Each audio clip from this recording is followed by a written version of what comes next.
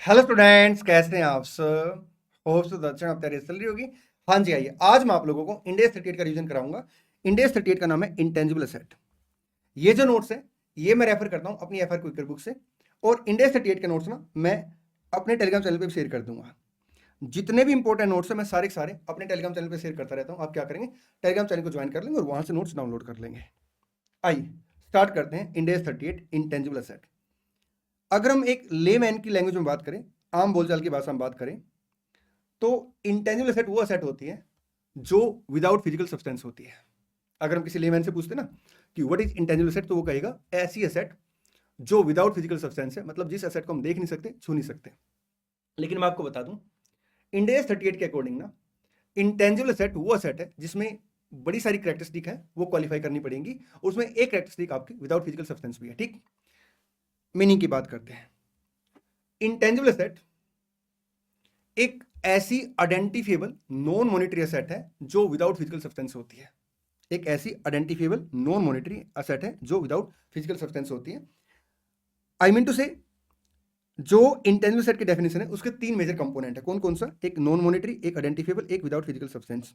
मैं इन तीनों कंपोनेंट को डिटेल में एक्सप्लेन करूंगा 1-2 मिनट के बाद। ठीक, देखिए, अगर एक असेट इंटेंजिबल असेट की डेफिनेशन क्वालिफाई कर जाती है तो क्या हम उसे रिकॉर्ड करेंगे? नहीं करेंगे। कहता है उसके लिए हमें क्या करना पड़ेगा, रिकॉग्निशन क्राइटेरिया चेक करना पड़ेगा।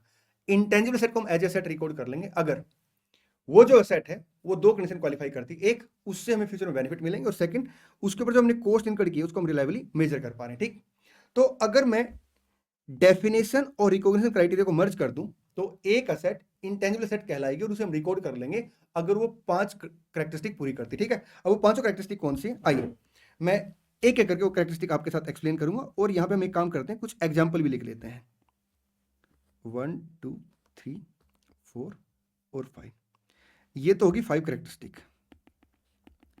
और यहां पे मैं क्या करता हूं, असेट के कुछ एग्जाम्पल लिख लेता हूं। ठीक है, और फिर हम उन असेट के ऊपर क्या करेंगे, पांचों कैरेक्टरिस्टिक लगा के देखेंगे। ठीक, जैसे मान लो अपने पास एक बिल्डिंग है, एक सेकेंड, अपने पास बिल्डिंग हो गया, आपका एक सॉफ्टवेयर है, गुडविल है, ट्रेड रिसीवेबल है, बैंक बैलेंस है, डेफर्ड एडवर्टीजमेंट एक्सपेंडिचर, मतलब हमने एडवर्टीजमेंट के ऊपर एक्सपेंडिचर इनकर किया और उसे डेफर्ड कर रखा। ठीक, देखिए सबसे पहली कैरेक्टरिस्टिक है कि वो जो असेट है वो विदाउट फिजिकल सब्सटेंस होनी चाहिए। विदाउट फिजिकल सब्सटेंस का मतलब क्या है कि जो असेट है हम उसको देख नहीं सकते, उसको हम टच नहीं कर सकते। ठीक, हाँ, स्टोरेज स्पेस हो सकता है। जैसे मान लो मैं सॉफ्टवेयर लेने गया तो मैं क्या बोलूंगा, भाई साहब सॉफ्टवेयर देना, वो क्या कहेगा, मुंह खोलो, लो सॉफ्टवेयर ले जाओ, नहीं ना। क्या करना पड़ेगा सर, उसे किसी स्टोरेज डिवाइस के अंदर लेके आना पड़ेगा, वो स्टोरेज स्पेस ले सकता है। ठीक, building out, software, goodwill, trade receivable, bank balance, deferred revenue expenditure, ये विदाउट फिजिकल सब्सटेंस होते हैं। ठीक है, अब यहाँ पे ना कई बार स्टूडेंट की क्वेरी आ जाती है कि सर जैसे ट्रेड रिसीवेबल है, बैंक बैलेंस, इनका फिजिकल सब्सटेंस नहीं होता। नहीं दोस्त, सर क्यों नहीं होता? जैसे मान लो बैंक बैलेंस है तो बैंक में बैलेंस है, तो दोस्त ऐसे अगर हम बात करें तो मेरे पास एक पेटेंट है। पेटेंट भी क्या है, आपके पास राइट है, एक पेपर पे लिखा हुआ राइट है। मेरे पास ना मान लो बस का रूट परमिट है, उसका लाइसेंस है, तो लाइसेंस जो है वो इस बात की श्योरिटी दे रहा है कि हाँ ये रूट परमिट मेरा है, तो वो एक लीगल राइट है। ठीक है, on the same thing sir bank में मेरे पास राइट है कि मैं पैसे ले सकता हूँ, बट उसका फिजिकल सब्सटेंस नहीं होता। ट्रेड रिसीवेबल, जैसे मान लो मैंने किसी कंपनी को गुड्स बेच दिए, तो वो जो कंपनी है सर उसका फिजिकल सब्सटेंस थोड़ा है, वो तो एक लीगल एंटिटी होगी। ठीक, चले जी सर, आइए सेकंड कहता है जो असेट है वो आइडेंटिफिएबल हो। आइडेंटिफिएबल का मतलब क्या है कि जो असेट है हम उसे इंडिपेंडेंट क्या कर सकते हैं, या किसी दूसरी असेट के साथ किराए पे दे सकते हैं, रेंट पे दे सकते हैं, एक्सचेंज कर सकते हैं, उसे यूज कर सकते हैं, उससे बेनिफिट ड्राइव कर सकते हैं, मतलब आइडेंटिफिएबल है। आइडेंटिफिएबल का मतलब क्या है, हम उसे एक्सचेंज कर सकते हैं, सेल कर सकते हैं, आपका रेंट पे दे सकते हैं, इंडिपेंडेंट या किसी दूसरी असेट के साथ। ठीक, बिल्डिंग बाहर हो चुकी थी, सॉफ्टवेयर में ये फीचर है, गुडविल में ये फीचर है, क्योंकि गुडविल क्या है, दूसरी असेट के साथ चली जाएगी। ठीक, ट्रेड रिसीवेबल में फीचर है, आपका बैंक बैलेंस में फीचर है, डेफर्ड एडवर्टाइजमेंट एक्सपेंडिचर में ये फीचर है। ठीक, नहीं सर उसमें ये फीचर नहीं होता, ये बाहर हो गया। क्यों सर? देखिए दोस्त, आइडेंटिफिएबल नहीं होता डेफर्ड एडवर्टाइजमेंट एक्सपेंडिचर ना। मैंने आज एक्सपेंडिचर इनकर किया एडवर्टाइजमेंट के ऊपर, ठीक है, मेरे को हो सकता है उससे 2 या 3 साल बेनिफिट मिले, लेकिन जो मैंने एक्सपेंडिचर इनकर कर दिया है तो क्या मैं उसको सेल कर सकता हूं? नहीं सर। क्या मैं उसको रेंट पे दे सकता हूं? नहीं सर। क्या उससे एक्सचेंज कर सकता हूं? नहीं। तो ये आइडेंटिफिएबल नहीं होता, इसलिए बाहर हो जाता। ठीक, थर्ड वो कहता है कि आपको फ्यूचर में बेनिफिट मिले। फ्यूचर में बेनिफिट का मतलब क्या है कि या तो फ्यूचर में इनकम इंक्रीज होगी या खर्चे डिक्रीज होंगे। ये बाहर था, इससे फ्यूचर में बेनिफिट मिलेंगे, लेकिन क्योंकि एक कैरेक्टरिस्टिक फेल होगी इसलिए ये आपका इंटेंजिबल एसेट नहीं होगी। ठीक। फोर्थ वो कहता है कि जो इंटेंजिबल एसेट है ना वो नॉन मॉनिटरी होनी चाहिए। नॉन मॉनिटरी का मतलब है वो आइटम जो मॉनिटरी नहीं होती। मॉनिटरी का मतलब होता है जिसकी वैल्यू किसी बाइंडिंग कॉन्ट्रैक्ट में फिक्स होती है। एग्जांपल के तौर पे देखिए, जैसे मान लो मैं आज 31 मार्च 25 को बैलेंस शीट बना रहा हूं, ठीक है। आज की डेट पे ही मैंने क्या किया, क्लोजिंग टाइम पे बिल्कुल ना 11:59 PM पे मैंने क्या किया, एक असेट परचेज कर ली 1000 की। तो ये जो असेट मैंने 1000 की परचेज की, इसके ऊपर डेप्रिसिएशन तो अगले साल से लगेगा। ठीक जी सर। तो मैंने असेट को 1000 में बुक्स में दिखा दिया, तो क्या मेरे पास कोई ऐसा राइट है कि मैं किसी थर्ड पार्टी से इतने अमाउंट क्लेम कर सकता हूं? नहीं, तो ये नॉन मॉनिटरी होगी। अगर मान लो मैंने क्या किया, इस असेट की जगह मैं एक एग्जांपल ले लेता हूं। जैसे मान लो मेरे पास एक मशीन थी, मैंने उस मशीन को किसी को बेच दिया, ट्रेड रिसीवेबल बन गया 10,000 का। ठीक। अब जो ये बैलेंस लिखा है मेरे पास उतना ही राइट है पैसा लेने का, तो ये क्या बन गया, ये मॉनिटरी बन गया। Intangible asset should be non monetary. अगर आप ट्रेड रिसीवेबल और बैंक देखेंगे ना तो ये आपके मॉनिटरी होते हैं, इसलिए बाहर हो जाते हैं। ठीक। और आपका बिल्डिंग ऑलरेडी बाहर थी। Software, goodwill, deferred advertisement expenditure की अगर मैं बात करूं तो क्या डेफर्ड एडवर्टीजमेंट एक्सपेंडिचर आपका नॉन मॉनिटरी? मैं कह सकता हूं कि अगर मैं बुक्स में बैलेंस लिख रहा हूं तो वो नॉन मॉनिटरी होगा। ठीक है। उसके बाद कहता है कि उसके ऊपर आपका कंट्रोल हो। कंट्रोल का मतलब क्या होता है कि हम उसको यूज करके बेनिफिट ड्राइव करने की पावर रखते हैं और किसी और व्यक्ति को बेनिफिट ड्राइव करने से क्या करते हैं, रोक देते हैं। किसी और व्यक्ति को क्या करते हैं, बेनिफिट ड्राइव करने से रोक देते हैं। ठीक है। तो ये बाहर था, सॉफ्टवेयर है, गुडविल है आपका, ये बाहर है, ये बाहर है। सर डेफर्ड एडवर्टीजमेंट एक्सपेंडिचर जो हमें बेनिफिट मिलेंगे ना वो अपने कंट्रोल में नहीं होते, ये बाहर हो गया। ठीक। चलिए जी सर। तो इंटेंजिबल एसेट वो एसेट है जो आपकी 5 कैरेक्टरिस्टिक पूरी करेगी, विदाउट फिजिकल सब्सटेंस है, फ्यूचर बेनिफिट है, नॉन मॉनिटरी है, आइडेंटिफिएबल है और आपका under the control of the entity है। ठीक। अगर मान लो किसी भी स्टेज पे कोई इंटेंजिबल एसेट इन पांचों में से एक भी कैरेक्टरिस्टिक पूरी नहीं करती तो उसे हम क्या बोलेंगे? अब स्टूडेंट आंसर देते सर उसे हम टेंजिबल बोलेंगे। कैसी बातें कर रहे हैं? अगर मेरे पास बस का रूट परमिट है और रूट परमिट आज खत्म हो गया तो वो जो रूट परमिट है फट के बस बन जाएगी? नहीं सर। मेरे पास टैली का सॉफ्टवेयर है, सॉफ्टवेयर फट के टैली का सॉफ्टवेयर बन के कंप्यूटर बन जाएगा? नहीं सर। तो दोस्त कहता है अगर इंटेंजिबल एसेट किसी भी स्टेज पे एक कंडीशन पूरी नहीं करती तो हम उसे एज ए इंटेंजिबल आइटम बोलेंगे और पीएनएल अकाउंट में राइट ऑफ कर देंगे। सो बात की एक बात क्या कि वो असेट नहीं रहेगी, अमाउंट को हम क्या करेंगे, पीएनएल अकाउंट में राइट ऑफ कर देंगे। ठीक।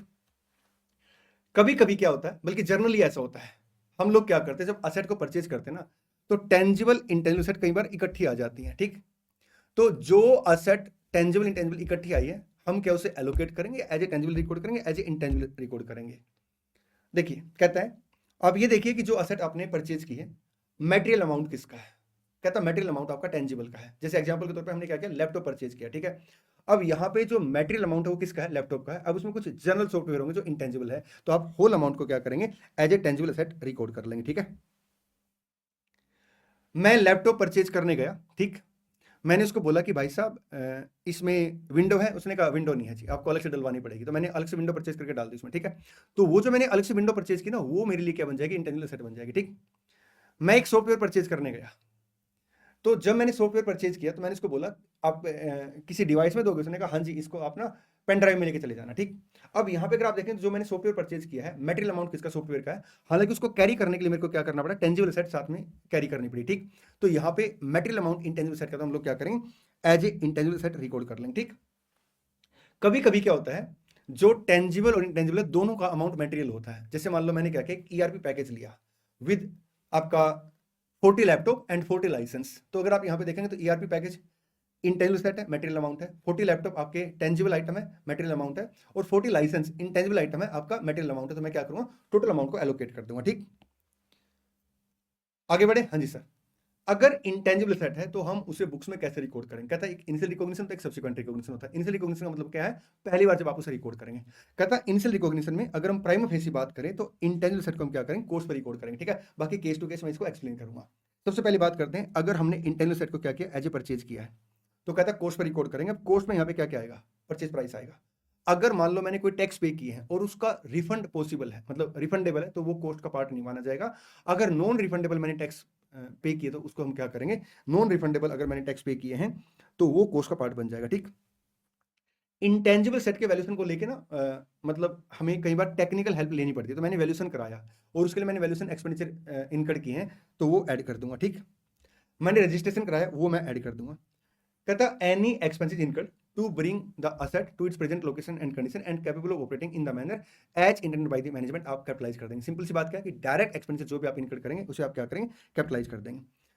यहाँ पे अगर मैं कॉस्ट की बात करूं तो सिमिलर कॉन्सेप्ट आ जाएगा जैसा हमने किसमें डिस्कस किया था, इंडिया 16 में डिस्कस किया था। जैसे मान लो कि डेफर्ड पेमेंट है तो आप क्या करेंगे, कैश प्राइस के बराबर अमाउंट रिकॉर्ड करेंगे, डिफरेंस आपका एज ए इंटरेस्ट एक्सपेंडिचर आ जाएगा, जिससे आप क्या करेंगे, इंडेक्स 23 में डील करेंगे। ठीक, सेकंड असेट है जो आपकी इंटरनली जनरेटेड होती है, सेल्फ जनरेटेड होती है। ठीक है, इंटरनली जनरेटेड इंटेंजिबल असेट के बारे में मैं यहाँ पे डिटेल में आपको एक्सप्लेन करूंगा, बड़े आराम से मेरी बात सुनेंगे, और फिर मैं आपको ये भी बताऊंगा कि जो यहाँ पे ये प्रोविजन दे रखे हैं इसके पीछे लॉजिक क्या है। ठीक, इंटरनली जनरेटेड इंटेंजिबल असेट, या हम इन्हें प्यार से सेल्फ जनरेटेड इंटेंजिबल असेट भी बोल देते हैं। ठीक है, ये बेसिकली आपकी दो कैटेगरी की होती है।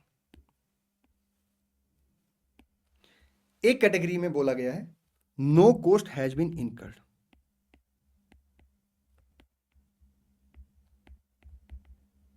अब यहां पे स्टूडेंट कहता है सर कॉस्ट तो इनकर्ड हो सकती है, इनके ऊपर भी करेंगे चर्चा। ठीक, और बिल्कुल होती भी है कॉस्ट, लेकिन उस कॉस्ट को क्या माना गया उसके ऊपर भी चर्चा करेंगे। ठीक, नोट रिकॉग्निशन,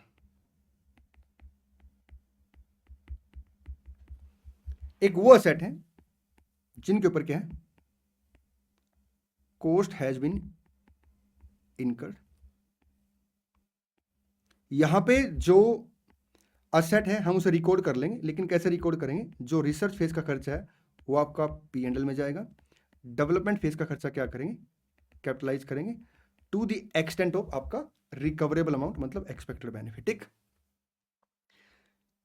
इस कैटेगरी में जो असेट रखी गई है उसके एग्जांपल दिए गए हैं, आपका गुडविल, आपका ब्रांड नेम, ट्रेडमार्क, कॉपीराइट, आपका masthead, customer list, publishing title. ठीक, बेसिकली क्या है, ये जो असेट है ना, जैसे मान लो मैं एक एग्जांपल लेता हूं ब्रांड नेम। ठीक है, ये जो असेट है ना, इनकी जो वैल्यू होती है ना वो वक्त के साथ ज्यादा डेवलप होती है, इसलिए सर उनको इस कैटेगरी में रखा गया है।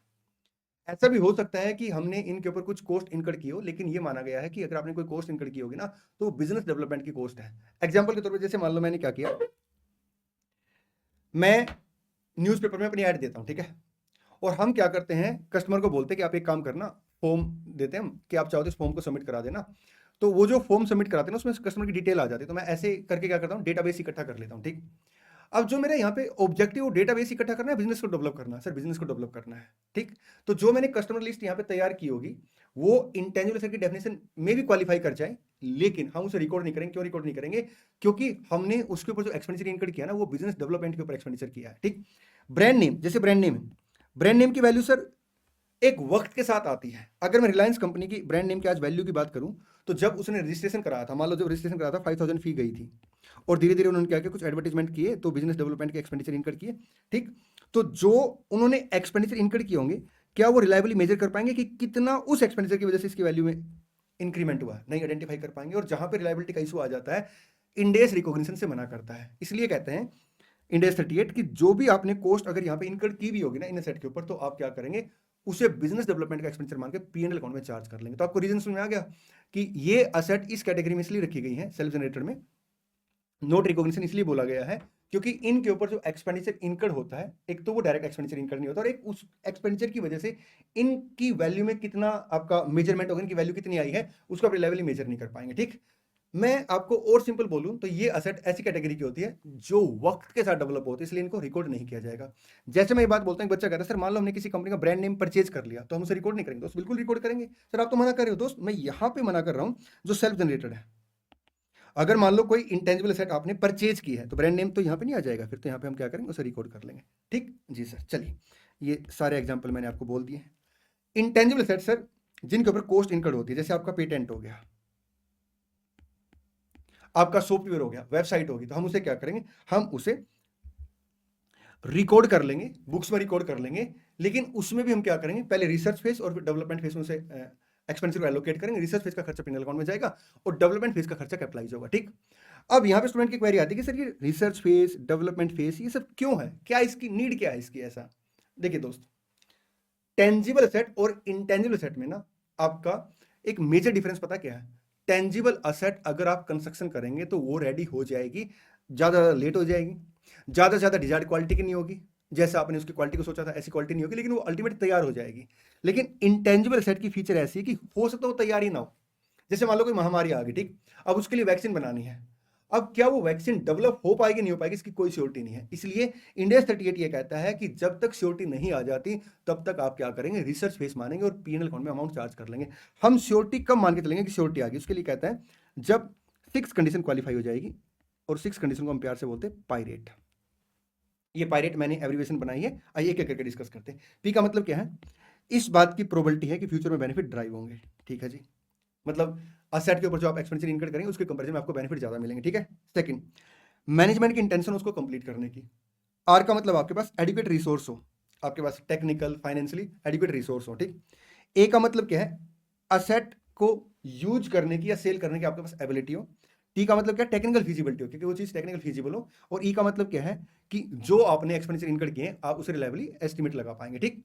अगर ये 6 कंडीशन क्वालिफाई होगी, जैसे टेक्निकल फिजिबिलिटी होगी, मैनेजमेंट की इंटेंशन है, आपको फ्यूचर में बेनिफिट मिलेंगे, रिसोर्स अवेलेबल है, एबिलिटी है यूज करने की, एक्सपेंडिचर रिलायबली एस्टिमेट लग पाएगा, तो आप क्या करेंगे, डेवलपमेंट फेज में चले जाएंगे। और डेवलपमेंट फेज में सर आप क्या करेंगे, अमाउंट को कैपिटलाइज करेंगे to the extent of expected benefit. मान लो हमने रिसर्च फेज में एक्सपेंडिचर इनकट किया 4 लाख का, कहां जाएगा, पीएनएल में। डेवलपमेंट फेज में हमने एक्सपेंडिचर इनकट किया 6 लाख का, क्या करेंगे, capitalise to the extent of recoverable amount expected benefit. Recoverable amount जो आप कैलकुलेट करेंगे वो कैलकुलेट करेंगे as per the provision of India 36। India 36 के अकॉर्डिंग रिकवरेबल अमाउंट का मतलब होता है higher of two a fair value less cost of disposal, और b value in use. Higher of two हम क्यों लेते हैं, जैसे मान लो मेरे पास एक असेट है, अगर मैं उसे यूज करूंगा तो वो 650 के बेनिफिट ड्राइव करेगी। ठीक है, प्रेजेंट वैल्यू जो भी कैश फ्लो की आएगी। ठीक। अगर मैं उसे बेचूंगा और बेचने से जो मेरे पास पैसे आएंगे नेट ऑफ आपका डिस्पोजल कॉस्ट, मान लो वो 610 आएंगे, तो मैं क्या चाहूंगा सर, आप यूज करना पसंद करेंगे इसलिए हम हायर वैल्यू लेते हैं। मान लो ये अमाउंट 550 है, तो मैं क्या करूंगा, बेचना पसंद करूंगा, इसलिए हम क्या करते हैं, हायर वैल्यू कंसिडर करते हैं यहाँ पे। ठीक। चलिए, हाँ जी। अगर मान लो रिकवरेबल अमाउंट आपका जो कॉस्ट आपने इनकट की है उससे ज्यादा है तो फिर कोई ट्रीटमेंट नहीं। लेकिन अगर रिकवरेबल अमाउंट आपका कितना है, ये मान लो 560 है, कम है, तो उस केस में क्या करेंगे, डिफरेंस आपका इंपेयरमेंट लॉस आ जाएगा। ठीक। एक बात और कहता है इंडिया 38, अगर कोई खर्चा आपने रिसर्च फेस में पीनल अकाउंट में चार्ज कर लिया है तो उसे आप कभी भी वापस कैपिटलाइज नहीं करेंगे। ठीक। एक बात और, मान लो असेट है, उसका कंस्ट्रक्शन मेरा 2 साल चला। ठीक है, पहले साल क्या थे, एक्सपेक्टेड बेनिफिट कम थे, मैंने 6 लाख का अमाउंट इनकट किया, अभी डेवलपमेंट फेज चल रही है, एक्सपेक्टेड बेनिफिट मान लो 550 है, तो 50,000 मैं क्या करूँ, पीनल अकाउंट में चार्ज कर लूंगा। नेक्स्ट ईयर फिर मैंने अमाउंट इनकट किया और अब एक्सपेक्टेड बेनिफिट ज्यादा आ रहे हैं, तो जो अमाउंट पीनल अकाउंट में चार्ज चुका है उसे हम कभी दोबारा कैपिटलाइज नहीं करेंगे। ठीक। चलिए, चाहे फ्यूचर में एक्सपेक्टेड बेनिफिट बढ़ क्यों ना जाए। तो आपको इस बात की क्लैरिटी आ गई कि इंटेंजिबल एसेट में सेल्फ जनरेटेड के केस में इतने सारे प्रोविजन इसलिए दे रखे हैं क्योंकि इंटेंजिबल एसेट जो है उसकी श्योरिटी नहीं होती कि वो रेडी भी हो पाएगी नहीं हो पाएगी, टेंजिबल की श्योरिटी हो जाती है। हाँ, ये हो सकता है कि वो डिजायर क्वालिटी की ना बने। ठीक। आगे बढ़ते हैं। अगर आप आइडेंटिफाई नहीं कर पा रहे कि जो एक्सपेंडिचर वो रिसर्च फेज का डेवलपमेंट फेज का, तो आप क्या करेंगे, आप सर रिसर्च फेज मान के चलेंगे। जब आप आइडेंटिफाई कर नहीं पा रहे, इट मींस क्या कि कहीं ना कहीं ये जो कंडीशन है सारी सारी क्वालिफाई नहीं हो रही, तो आप क्या करेंगे, रिसर्च फेज मान के पिनल अकाउंट में अमाउंट चार्ज कर लेंगे। ठीक। जब आप क्या करेंगे, self generated internal generated intangible asset का अमाउंट कैपिटलाइज करेंगे, अमाउंट कैलकुलेट करेंगे, तो उस अमाउंट में आप कुछ अमाउंट कंसीडर नहीं करेंगे, कुछ कॉस्ट कंसीडर नहीं करेंगे। जैसे अगर कोई न्यू प्रोडक्ट या सर्विस आपने लॉन्च किया तो उसका खर्चा, मतलब एक तरीके से प्रमोशनल एक्टिविटी। ठीक। अगर आपने बिजनेस को किसी न्यू लोकेशन पे शिफ्ट किया है तो उसका एक्सपेंडिचर। ठीक। Administrative and general overhead, selling and distribution cost, आपका एबनॉर्मल लॉस। अगर हम इंटेंजिबल सेट को एक्सचेंज करके लेके आते हैं नॉन मॉनेटरी सेट के बदले में, तो सेम प्रोविजन जैसे हमने इंडिया 16 में डिस्कस किया था। ठीक है। अगर इंटेंजिबल सेट को हम बिजनेस कॉम्बिनेशन में क्या करते हैं, एक्वायर करते हैं, तो मैं बता दूं हम उस केस में क्या करेंगे, उन असेट को फेयर वैल्यू पे रिकॉर्ड करते हैं। ठीक है, किस पे रिकॉर्ड करते हैं, फेयर वैल्यू पे on the date of acquisition. बाकी डिटेल प्रोविजन हम कहां पढ़ेंगे, इंडिया 103 में। ठीक। इनिशियली इंटेंजिबल सेट को कैसे रिकॉर्ड किया जाता है हमने डिस्कस कर लिया, सब्सिक्वेंटली कैसे रिकॉर्ड किया जाएगा, आइदर कॉस्ट मॉडल और रिवैल्यूएशन मॉडल, सेम प्रोविजन है जैसा हमने इंडिया 16 में डिस्कस किया था। ठीक है। चलिए, मेरे पास एक इंटेंजिबल सेट है, अब मैंने उसके ऊपर सब्सिक्वेंट एक्सपेंडिचर इनकट किए हैं। सब्सिक्वेंट एक्सपेंडिचर का मतलब क्या है, आपको एग्जांपल से एक्सप्लेन करता हूं। जैसे मान लो मैंने यहाँ पे आपका 1 अप्रैल 24 को एक सॉफ्टवेयर परचेज किया। ठीक। अब ये जो सॉफ्टवेयर है इसमें ना अपडेट आते रहते हैं, कुछ अपडेट ऐसे होते हैं जो फ्री ऑफ कॉस्ट होते हैं, कुछ में मेरे को अमाउंट पे करना पड़ता है। ठीक है। अब जब मैं इनके अगेंस्ट अमाउंट पे करूंगा सॉफ्टवेयर को अपडेट करने के लिए, तो ये क्या कहलाएगा सर, ये कहलाएगा आपका subsequent expenditure on intangible asset. ठीक। यहाँ पे मैंने क्या किया, सॉफ्टवेयर परचेज किया, अब यहाँ पे मैं अमाउंट पे कर रहा हूँ, जो भी सॉफ्टवेयर में अपडेट आते हैं उसके लिए, ठीक है। तो ये जो मैं अमाउंट पे कर रहा हूं इसे मैं कैपिटलाइज करूंगा, P&L अकाउंट के अंदर लेके जाऊंगा।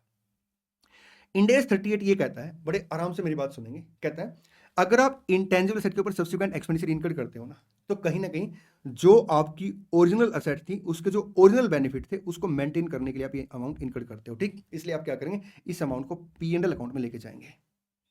सर ऐसा भी तो हो सकता है हमें बेनिफिट और इंक्रीज हो जाए। आगे सुनिए ध्यान से, अगर बेनिफिट इंक्रीज हो भी जाएंगे तो आप क्या आइडेंटिफाई कर पाएंगे कि कितने बेनिफिट इसकी वजह से इंक्रीज हुए हैं? नहीं सर, टफ जॉब है। इसलिए आप क्या करें, P&L अकाउंट के अंदर लेके जाएंगे। हाँ, रेयरली अगर ऐसा हो कि आप बेनिफिट को आइडेंटिफाई कर पाए कि इसकी वजह से कितने बेनिफिट इंक्रीज हो रहे हैं, तो फिर आप उस केस में क्या करें, इस अमाउंट को कैपिटलाइज कर दें, ठीक है।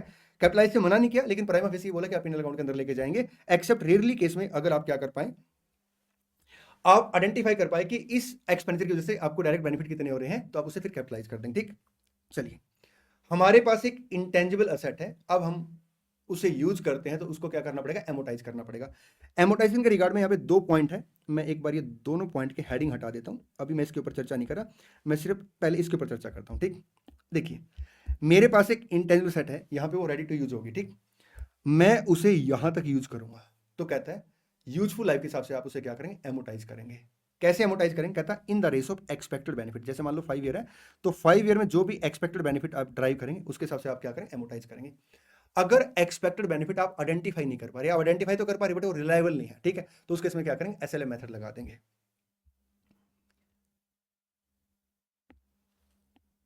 चलिए जी सर, इंटेंजिबल एसेट के केस में जैसे मान लो यहां पे मेरी कॉस्ट आई है 4 लाख है, जो रेजिडुअल वैल्यू है जनरली मैं नील मान के चलता हूं, ठीक।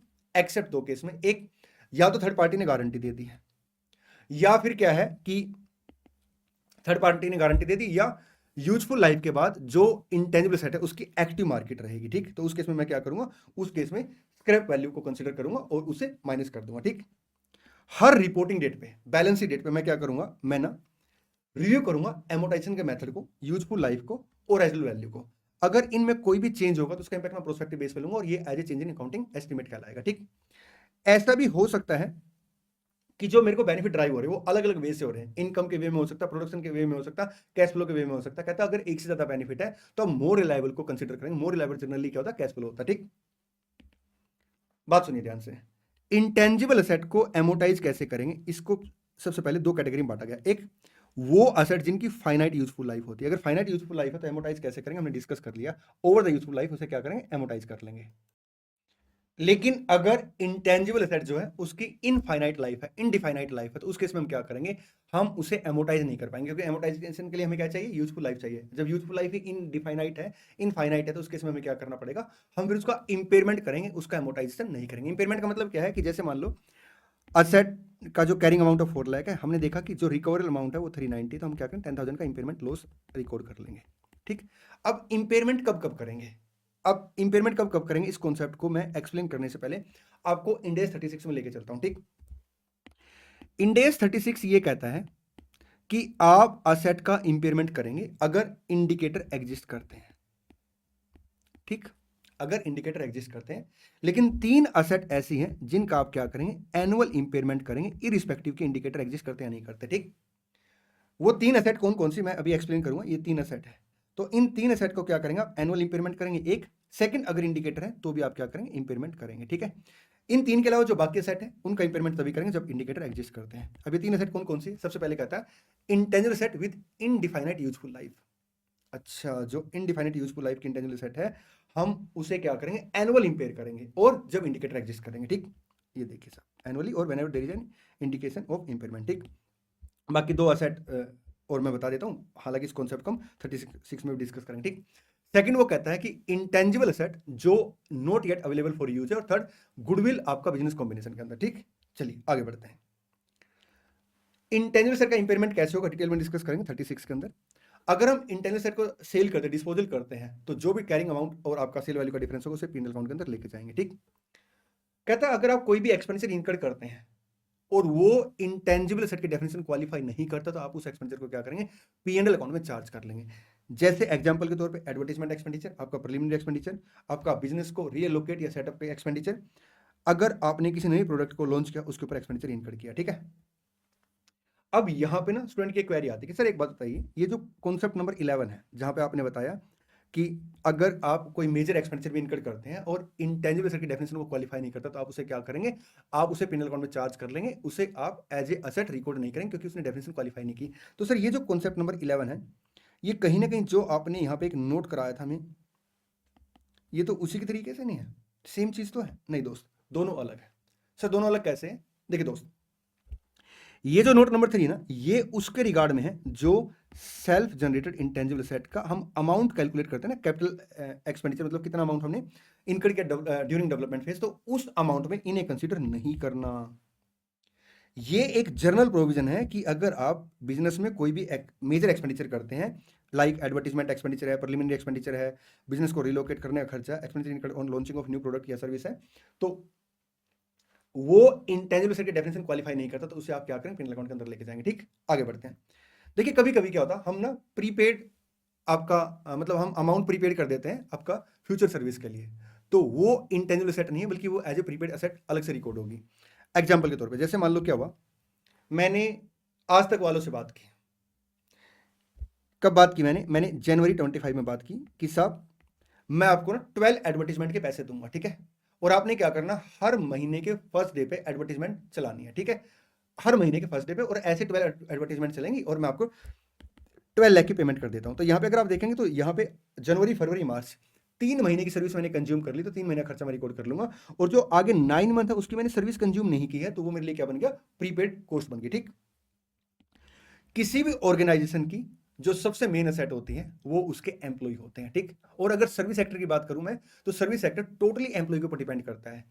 अगर कोई भी सर्विस सेक्टर में कोई कंपनी चल रही है तो उसमें मेजर रोल सर उसके एम्प्लॉय का होता है। ठीक है, लेकिन हम एम्प्लॉय को कभी भी एज ए सेट नहीं रिकॉर्ड करते। उसके दो रीजन है, एक जो एम्प्लॉय है उनके ऊपर हमारा कंट्रोल नहीं होता, ठीक है, और सेकंड जो मेजरमेंट अमाउंट का वो रिलायबली नहीं हो पाएगा।